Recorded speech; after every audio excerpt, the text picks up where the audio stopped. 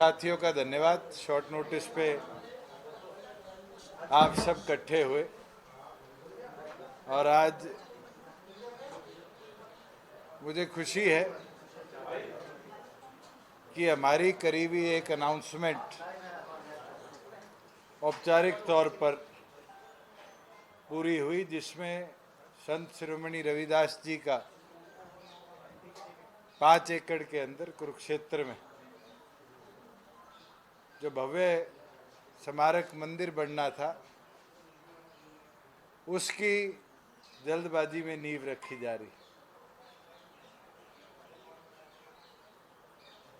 सभी साथी ये जानते हैं कि दिल्ली के रविदास जी के मंदिर के टूटने के बाद जननायक जनता पार्टी ने ये वादा किया था और आज जो हमारा लास्ट बजट था उसमें इसकी घोषणा हुई और आज दूसरी बार उसका भूमि पूजन किया जा रहा है।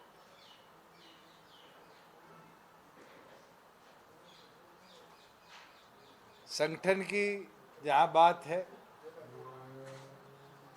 रैली के अंदर तो आप सब ने हर व्यू पॉइंट पर बात सुनी थी। मैं 2-3 चीज़ें जरूर कहना चाहूँगा कि कल सभी जिला अध्यक्ष, सभी सेलों के अध्यक्षों से हमने चर्चा करी और आज अम्बाड़ा और कुरुक्षेत्र लोकसभा के साथियों के साथ भी चर्चा करी और अगले 4 दिन में बची 8 लोकसभा को भी हम कवर करेंगे और आगे लोकसभा के अंदर पूरी तैयारी के साथ जैसे डॉक्टर अजय सिंह चौटाला आदेश देंगे पार्टी उतरने का काम करें। और मुझे खुशी है कि हर वर्कर के चेहरे पे वही जोश, वही रौनक है जो पार्टी फॉर्मेशन पे थी, विधानसभा चुनाव में थी या उसके बाद। और इनके सहयोग से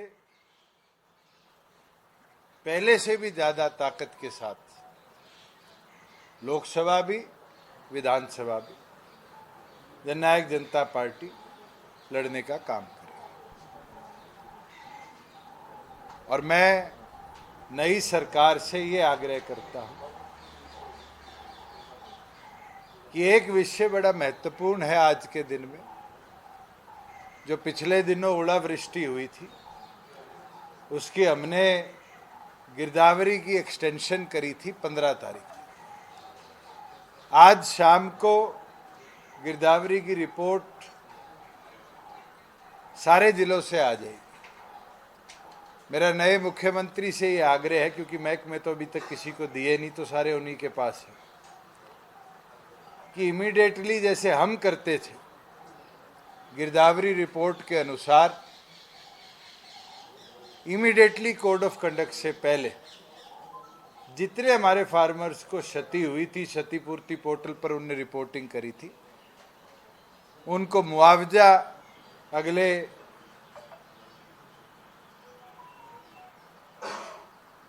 20 घंटों के अंदर अंदर इशू करे।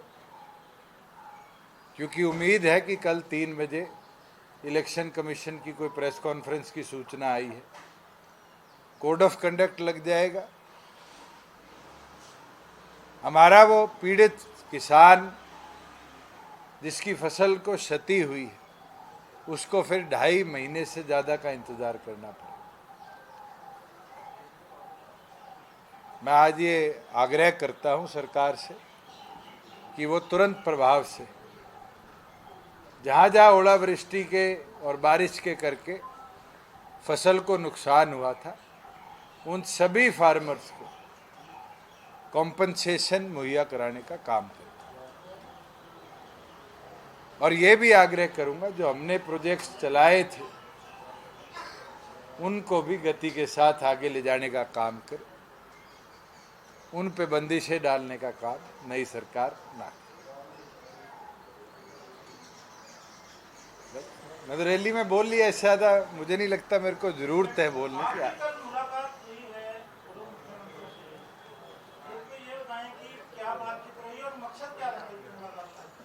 मेरा बड़ा अच्छा अनुभव 4.5 साल का रहा है। हमने कोई इशू हो तो प्रदेश के हित के लिए फैसले लिए, कभी हमारी लड़ाई नहीं हुई। और आज वो भी उस पद पे नहीं है, मैं भी उस पद पे नहीं हूं। उम्र में भी वो मेरे से दुगने हैं, मैं 35 का हूं, वो 70 के हैं।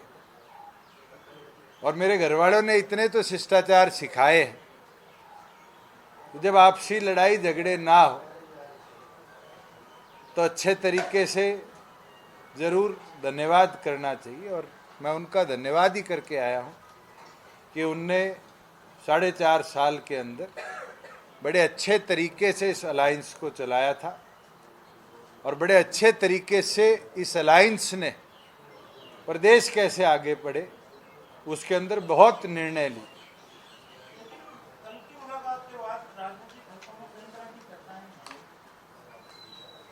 अब चर्चाएं तो 4.5 साल से आप भी करते थे, टूटेगा टूटेगा, और मैं आपको कहता था जिस दिन टूटेगा आपको भी नहीं पता चलेगा।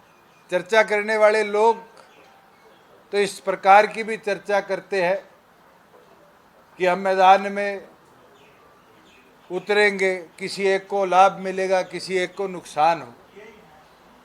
राजनीति के अंदर लाभ किसको होगा, नुकसान किसको होगा, ये मैं और आप तय नहीं कर सकते, ये वोटर्स तय करते हैं। हमने जब पार्टी बनाई और लोकसभा में 7 सीटों पे उतरे तो 7 लाख वोट आए थे। विधानसभा में गए तो बढ़कर 15% हो गए। और उसके बाद हम अलग अलग चुनावों में उतरे, मिलकर उतरे, अलग निष्कर्ष आए।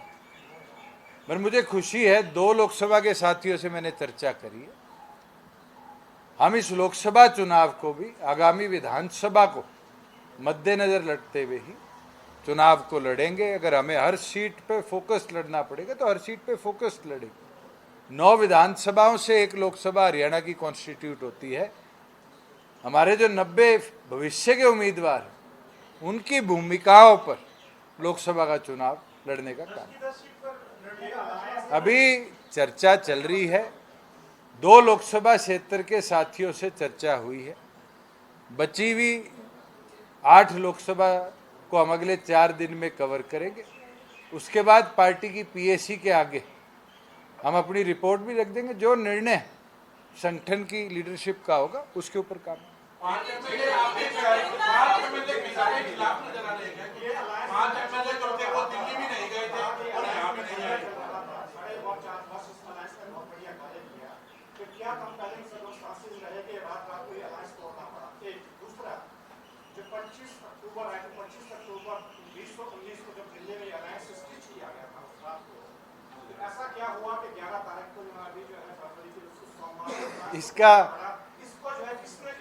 इसका विवरण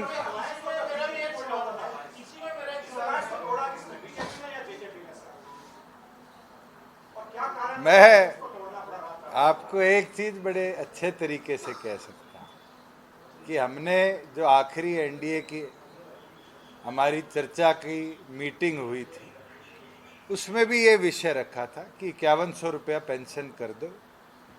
आपके 10 सिटिंग एमपी हैं, हम 10 के 10 सीटों पर आपका साथ देने को तैयार। हमारा एक इशू पूरे घोषणा पत्र का जो हम पूरा नहीं कर पाए वो हमारी मांग थी, उसको हमने रखा। उस इशू के ऊपर विचार के लिए समय मांगा गया और सुबह मैंने तो इस्तीफा नहीं दिया,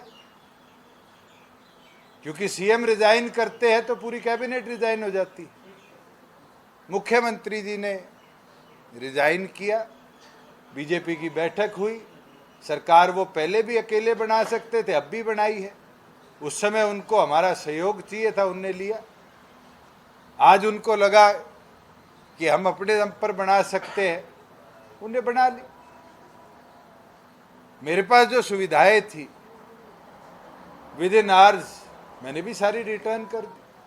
मैंने तो चीफ सेक्रेटरी को भी लिख के भेज दिया कि ऑल्टरनेटिव अकोमोडेशन मेरे को दे दी जाए।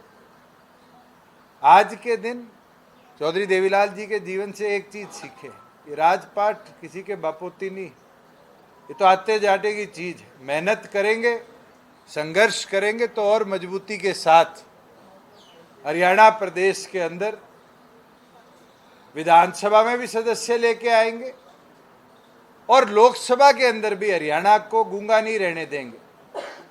इस चुनावों के अंदर ऐसा नेतृत्व जरूर लोकसभा में जाएगा जो, जैसे मैंने 5 साल सांसद के बतौर कमेरे की आवाज बनकर लड़ाई लड़ी थी, वो लड़ाई लड़ी। अब जब आप लोकसभा चुनाव में जाएंगे, क्या इन्हीं कामों के साथ जाएंगे या अपने अलग से बताएंगे कि हमने क्या किया है, हमारा क्या विजन है?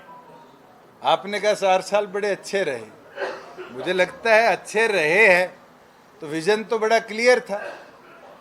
हरियाणा को आधुनिक बनाया। मैं तो खुशी के साथ कहता हूँ 20,000 किलोमीटर इतने छोटे प्रदेश में हम 4 साल में रोड नेटवर्क दुरुस्त कर पाए। 9,000 के टेंडर फ्लोटेड है, ये इसीलिए हो पाया, मेरा विजन अच्छा था। मतलब यही काम लेकर जाएंगे सर, जो आपने ये इस पे सवाल उठाए तो पहली चीज तो मैं आपको बोलूं, क्योंकि पार्टी की बैठक थी, विप 3 तरह का जारी हो सकता है, यस में वोट करे, नो में वोट करे, एब्सटेन करे।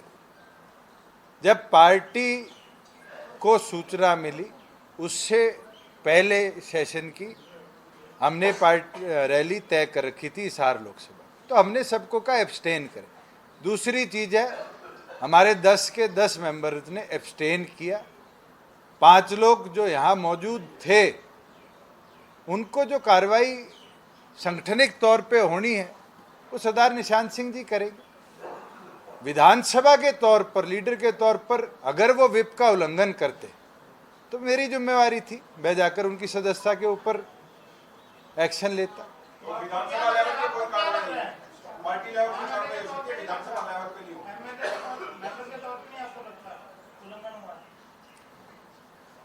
वोट से एब्सटेन करने के आदेश थे, वो एब्सटेन हुए। पार्टी ने जो कार्रवाई करनी है, और मैं तो देखो सच्ची खरी बात बोल दूं, जो हमारे विचार के थे और जो हमारे साथ लंबे समय तक रहे वो आज भी खड़े। और आपने शायद मेरा इशारा विधानसभा सेशन के दौरान नहीं समझा। मैंने एक बात कही थी, मैं कहा मौसम आ गया, कहीं आएंगे कहीं जाएंगे, और ये चीज पूरे देश में आज के दिन हो। मैं क्यों अभी बजाऊं? आज भी सेशन होगा तो मेरे पास विप की ताकत है, पार्टी के आदेश अनुसार ही कार्रवाई होगी। देखो निशांत सिंह जी आपको इसके बारे में बेटर ब्रीफ कर पाएंगे क्योंकि स्टेट प्रेसिडेंट वो है। एक सेकंड, दूसरी चीज है, आज के दिन प्रदेश के अंदर या देश के अंदर विधायक संगठन से बनते हैं, संगठन विधायकों से नहीं बनता। और ये दौर हमारे परिवार ने 4 पीढ़ियों तक देखा है। यही पड़ोस वाला एमएलए हॉस्टल था, गयालाल जी पाइप से उतरे थे और भजनलाल जी के साथ सरकार में और विधायकों को लेके चले गए थे। हमने तो 4.5 साल मजबूती से प्रदेश के हित में काम किया, सरकार चलाई। अब कोई अपनी भावना, अपनी इच्छा से कोई राजनीतिक फैसला लेगा, मुझे नहीं लगता हम उसको रोक भी पाएंगे। मगर दीपेंद्र सिंह हुड्डा बाहर भी कह रहे हैं, जहां भी संबोधन उनका हो रहा है कि ये तो फिक्सिंग मैच हुआ है, वोट काटने के लिए अलग अलग हो गए और उनकी जिस तरीके से अलग अलग हुआ। चलो क्या रिएक्शन है शुरू के इस बयान? हुड्डा साहब से ये बयान दिलवा दो कि मैं उनकी मदद कर दूं। क्या हुड्डा साहब कहेंगे मेरी मदद कर? आरोप लगाना बहुत आसान है। आज के दिन पॉलिटिकल पार्टी इसलिए बनती है कि जनता की आवाज को उठाए, जनता की आवाज के ऊपर काम कर पाए। जननायक जनता पार्टी कोई बीजेपी या कांग्रेस या एनएलडी या लोजपा या बसपा या किसी और पार्टी के लिए नहीं बनी। भूपेंद्र हुड्डा तो इसलिए सोचते हैं कि मैं रोहतक कैंडिडेट ना उतारूं, दीपेंद्र चुनाव जीत जाए। मुझे नहीं लगता हमारा एक कार्यकर्ता भी चाहेगा। मैं तो कल का देख रहा हूं घटनाक्रम, छोटे छोटे पार्टियों के नेता भी क्या बोल देते हैं कि ये प्लानिंग से अलग हुए। हमारा कोई मर्जर विलय तो नहीं था बीजेपी में, अलायंस था, कॉमन मिनिमम प्रोग्राम पे था। आज भी उसका एक कहीं भी बात हम पूरी होती प्रदेश में देख रहे हैं। और मैंने तो अंतिम बैठक में भी ये कहा कि 5100 बुढ़ापा पेंशन कर दो। कितना पैसा लग जाता? 350-400 करोड़। क्या हरियाणा के बुजुर्गों के सम्मान के लिए मैं ये लड़ाई भी ना लड़ूं? उनने अपना सोच के निर्णय लिया, हम अपना सोच के निर्णय लेंगे। मुझे नहीं लगता कि मेरे पे कोई बंदिश है कि मैं कांग्रेस के उम्मीदवारों के आगे उम्मीदवार ना उतारूं या बीजेपी के उम्मीदवारों के आगे उम्मीदवार ना उतारूं।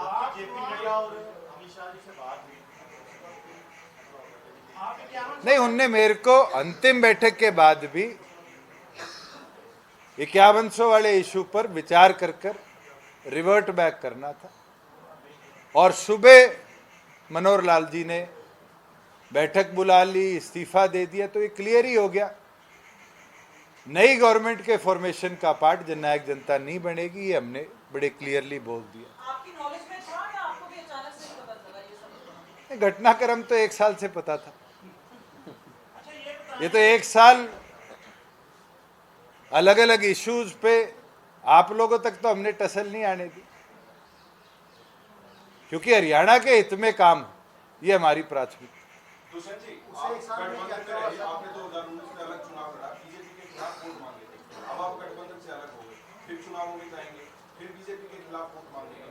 जनता को कैसे? मैं अभी पवन को ये बात बोल के हटाओ, बाप को बोल देता हूं जनता को ये कैसे बोल कि सकते हैं? क्या फिर से एक साथ नहीं। क्या मैं कांग्रेस के पक्ष में वोट मांगू? क्या मैं एनएलडी के, बसपा के, अलोपा के, इनके पक्ष में वोट मांगू? हम अपने कैडर के दम पर अपनी पार्टी के नाम पर वोट मांगेंगे। मैं बीजेपी के साथ रहा हूं तो चीजें मनवाई है। जो चीज हमने जनता के लिए घोषणा करी थी, आज 3000 रुपया बेरोजगारी भत्ता मिलता है, तो हमने कहा था आज के दिन महिलाओं को 50% हिस्सेदारी पंचायतों में, 33% डिपो में, 8% बीसी को। ये घोषणाएं हमारे घोषणा पत्र का हिस्सा थी जो हम पूरी कर पाए। और जो भी पॉलिटिकल पार्टी अलायंस करती है उसकी प्राथमिकता होती है कि उसका जो विजन था, जिसके साथ लोगों ने उनको चुन के भेजा, वो पूरी कराई जाए। वो हम करवा पाए।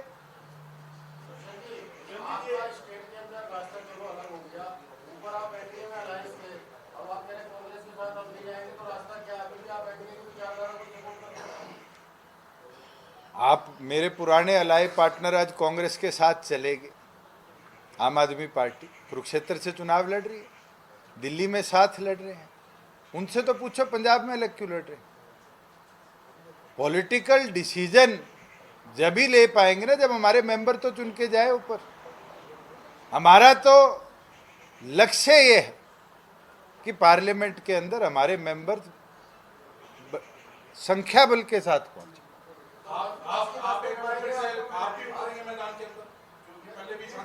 पार्टी मेरी ड्यूटी लगाए, पार्टी रमेश खटक जी की ड्यूटी लगाए, पार्टी सेलवाल जी की ड्यूटी लगाए, पार्टी प्रीतम जी की ड्यूटी लगाए। जिसकी ड्यूटी लगाएगी, कोई एक साथी ऐसा नहीं है जो एक कदम भी पीछे हटेगा। आपके चाचा हैं, वो बोल रहे हैं कि आप और आपके पिता जेल जाएंगे, ईडी, आईटी, सीबीआई आपके पीछे पड़ेगी। मुकदमा उन पे है, मेरे पे नहीं है। सर वो ये कह रहे हैं कि सही हुआ कि टाइम मुकदमा उनके ऊपर चल रहा है, मेरे ऊपर नहीं चल रहा। मुझे घबराने की जरूरत नहीं। पॉसिबिलिटीज तो राजनीतिक में कब क्या परिस्थिति बन जाए,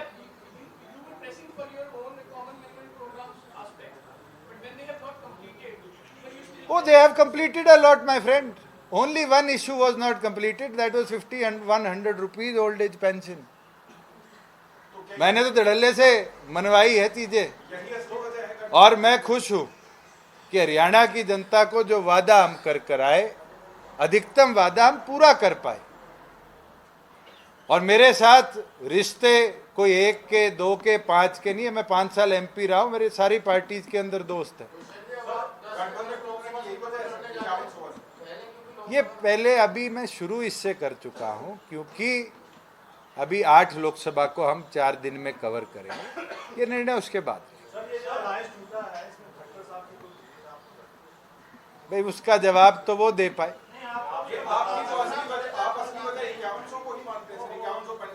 पॉलिटिकल डिसीजन होगा, ये पॉलिटिकल डिसीजन NDA के अंदर बीजेपी का होगा कि उनने इनकम्बेंट चीफ मिनिस्टर को हटा दिया, तो मैं तो काउंसिल में मिनिस्टर था, साथ ही गया। नई गवर्नमेंट की फॉर्मेशन में हम क्लियर कर चुके थे, we will not be a part. आज के दिन मुझे कोई लालच नहीं है 1 कोठी 2 गाड़ी की, 1 दफ्तर की। जिस दिन CM ने इस्तीफा दिया, 5 मिनट बाद मैंने सारे स्टाफ को बुलाया, थैंक यू किया और कहा गाड़ियां जमा करा दो। आज के दिन कोठी है, खाली कर रहा हूं। जहां पहले पंचकूला रहता था वहां पेंट शुरू करा दिया, 15 दिन में शिफ्ट हो जाऊंगा। ऑल्टरनेट अकोमोडेशन मेरे को मिल जाती है, उसमें सामान शिफ्ट कर दूँ। ये तो सरकार की दी चीजें सरकार के साथ जाती है, और इनके लिए रोने की आदत मुझे नहीं लगता चौधरी देवीलाल जी में थी या उनके बाद हमारे तक किसी में है। मैं MP का चुनाव हारा, 18 जनपद अगले दिन रंजन बहन को अलॉट हुई, उनको दे के आगे। आज भी उस घर में जाता हूँ, मेरे रिश्ते हैं उनके साथ, 5 साल मेरे साथ MP थी।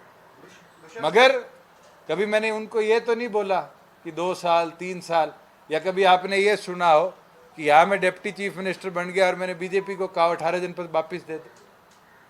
दुष्यंत जी, आपको लगता है दुष्यंत जी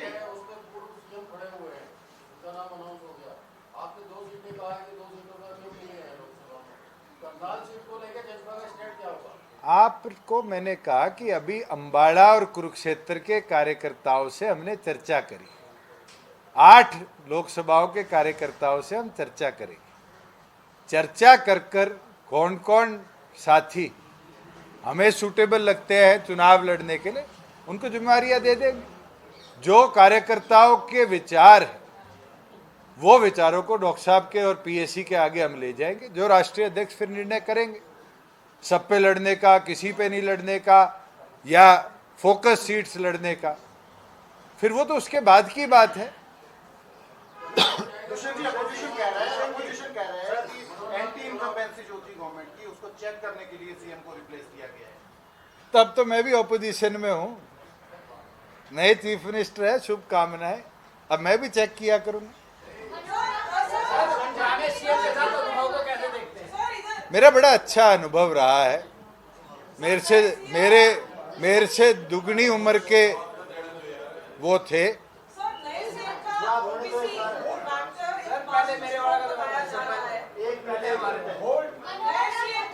आप दोनों लड़ लो, किसकी बात कर रहे?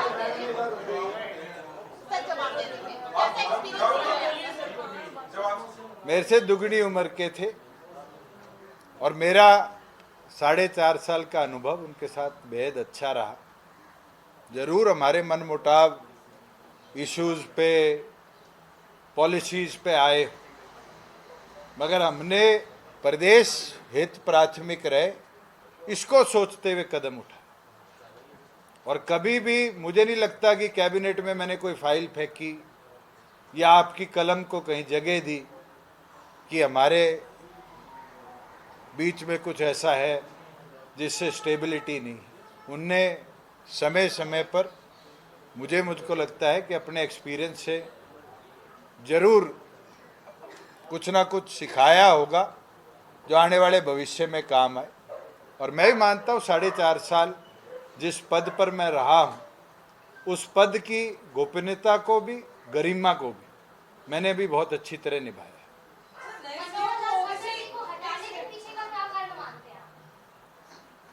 ये तो आप बीजेपी में पूछो। आप भी अलायंस का मेरे लगने ना लगने से उनके हटने का क्या मतलब? ये तो उनके संगठन का निर्णय होगा कि उनको रिप्लेस क्यों किया है। सर, नए सीएम का ओबीसी कार्ड को एक मास्टर स्ट्रोक बताया जा रहा है। अब नया बड़ा लिमिटेड टाइम है। मैं मानता हूं कि 2 दिन में कोड ऑफ कंडक्ट लग जाएगा, 2.5 महीने कोड ऑफ कंडक्ट के रहेंगे, 2 महीने उसके बाद गवर्नेंस के रहेंगे, और इतने में विधानसभा चुनाव का बिगुल बज जाएगा। ये तो हमारे पड़ोस वालों ने भी देखा था शॉर्ट टर्म में क्या हालात हुई थी और क्या परिस्थितियां बनी थी। मैं तो ये मानता हूं जो उनको जिम्मेवारी दी है, जिस तरीके से हमने प्रदेश चला है, वो उसको आगे लेकर बढ़े। मैं शुभकामनाएं। आपने पड़ोस के राज्य का जिक्र किया, पंजाब का, वहाँ पे विधानसभा के शिलान्यास को लेकर आपने कहा कि दूसरी बात हो रहा है। मैं मेरे बात, क्योंकि बैठक चल रही है, ये तो प्रीतम जी और बता देंगे बाद में, कि इस मंदिर के जितने लोग थे जिनने शुरू में इसकी मांग करी थी, उनने भी बैठक करी थी, मगर आज किस हड़बड़ाहट में इसको वहाँ पर प्रस्तावित किया है, मगर हुआ है, मुझे खुशी है। और मैं पूरे समाज को शुभकामनाएं देता हूँ कि देश का सबसे बड़ा रविदास मंदिर 5 एकड़ के अंदर उमरी गांव में हमने जो पंचायत से प्रस्ताव किया था, आज उसकी नींव रखी गई है और जल्द निर्माण भी शुरू। आपको लगता है कि जैसे पड़ोसी राज्य में कांग्रेस ने एक्सपेरिमेंट किया था, यहाँ पे बीजेपी के साथ कुछ ऐसा होगा? ना कहूँ, मेरे संगठन का विषय नहीं है तो बेहतर है। अच्छा, एक ये बताएं, जैसे आपने बताया कि 4.5 साल सरकार ने स्मूथ करी, आपने प्रदेश के कार्य से करवाए, ये भी ऑल ऑफ सडन ये झटका मतलब कैसा लगा, कैसा अनुभव रहा?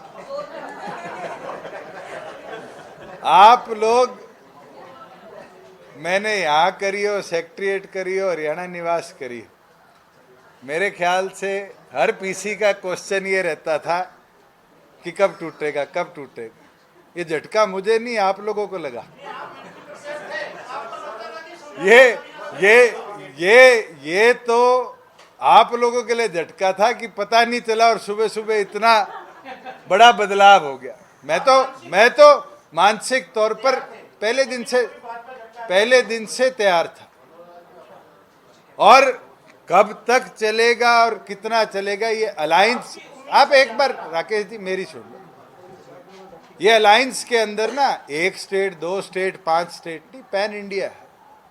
पॉलिटिकल डिसीजंस होते हैं, पार्टी कौन सी पहले लेगी और किस परिस्थिति में लेगी, ये उस पर निर्भर करता है। यही पंजाब की असेंबली है, आम आदमी और कांग्रेस के विधायक किस गिरे हुए लेवल पर डिबेट्स कर रहे हैं, और वही हाथ मिला के दिल्ली हरियाणा नहीं लड़ रहे। हम शायद उस लेवल पे तो नहीं गिरे। हरियाणा में अभी भी राजनीतिक पृष्ठभूमि का एक लेवल है, और मुझे लगता है मैं 35 का हूं, मेरे जीवन काल में तो उसको गिरने नहीं दूं, या मैं तो उसको नहीं घेरूंगा। कोई और घेर दे वो उसकी किस्मत। तेरे को कर लेता भाई फॉलो। सर, आपके चाचा कह रहे हैं कि सही हुआ कि टाइम रहते हुए आपसे अलग हो गए, वरना अगर आज आप लोग साथ में होते तो आपके साथ वो भी पिस जाते। अब इसका मैं क्या जवाब दूं? मेरे साथ तो वो कभी आए ही नहीं, हमें तो काटा था। हमने अपनी शुरुआत करी और बड़े अच्छे तरीके से हरियाणा के हित के लिए हमने कदम उठाए हैं। ना हम पिसे और ना हमने पिसना।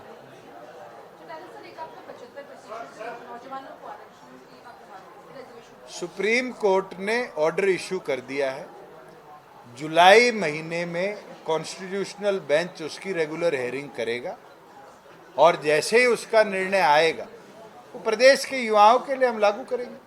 वो तो एक्ट बन चुका है, इन फोर्स है, क्योंकि हाईकोर्ट ने उसको टर्न डाउन कर दिया तो हम सुप्रीम कोर्ट चले गए थे, और सुप्रीम कोर्ट के अंदर भी जहां गवर्नमेंट की तरफ से पिटीशन है, मैं भी अपनी तरफ से अब वकील की इन्वॉल्वमेंट जरूर रखूंगा, क्योंकि वो मेरा सपना है और उसको पूरा करने का काम है। देखो कोई भी होगा 2029 के चुनाव में ही लागू हो पाए, और बहुत लंबी रिपोर्ट है। मुझे नहीं लगता आप लोगों को या मुझे भी समय मिला होगा कि ये रिपोर्ट पढ़ी। मैं इसका आज भी पक्षधर हूँ कि देश में एक समय पर चुनाव हो, उससे दोनों तरफ गवर्नमेंट मशीनरी का भी, इलेक्शन कमीशन का भी और पॉलिटिकल पार्टीज का भी बहुत ज़्यादा जो खर्चा होता है वो समाप्त हो। इलेक्ट्रिक बोर्ड की एक लिस्ट अपलोड हुई है, ना तो किसने किस पार्टी को वो दिया है बॉन्ड, उसका कोई डाटा अभी तक हम देख पाए हैं। मुझे लगता है जितना निष्कर्ष मैं देख पाया हूं उसमें जेजेपी नहीं है। 4.5 साल राज में रहा हूं, बट मैं ये विश्वास के साथ कह सकता हूं कि हमारी पार्टी का नाम इलेक्ट्रोल बॉन्ड में। Thank you.